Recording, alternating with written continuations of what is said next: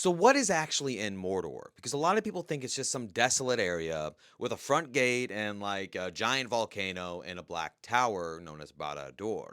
But there's a lot more going on here. There's actually a sea, the Sea of Nurnin, there. That's a big location, but we never really see it. We mostly deal with the north of Mordor, and it's here to the west of the plateau of Gorgoroth is Cirith Ungol. That is the cleft and where the Tower of Cirith Ungol is, and that is where Frodo and Samwise start out. But there are multiple fortresses in Mordor, and they were built by the Gondorians after the War of the Last Alliance. For example, the Tower of Cirith Ungol was a Gondorian structure. The Morannon, with the Tower of the Teeth, Narcost, and Karhost, are all Gondorian structures. But there is one that you don't hear about, and that is Durthang, and that's up there in the north. Durthang was another fortress. It was used by the orcs by the time we come across this area in The Lord of the Rings. But before that, it was another Gondorian fortress. They had built multiple ones throughout Mordor, so there's probably a lot of unnamed ones.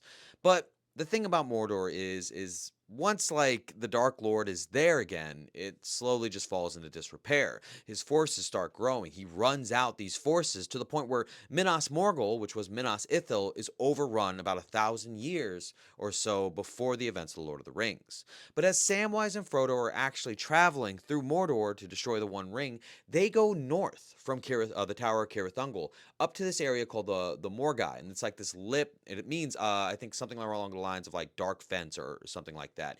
And it's like a fencing area that they have to go and try to go down and around to get up to where Orodruin is, because if they had gone just east and up, they would have been found. There was forces moving north to the gate to spring the trap on the armies of the west led by Aragorn and the rest of everyone who's left with the fellowship. So yeah, one of the interesting things about Mordor, there are a lot of structures here, but there's only one that truly stands over all. It is Barad-dûr, the Tower of Sauron the Dark Lord, which was built thousands upon thousands of years prior with the power of the One Ring.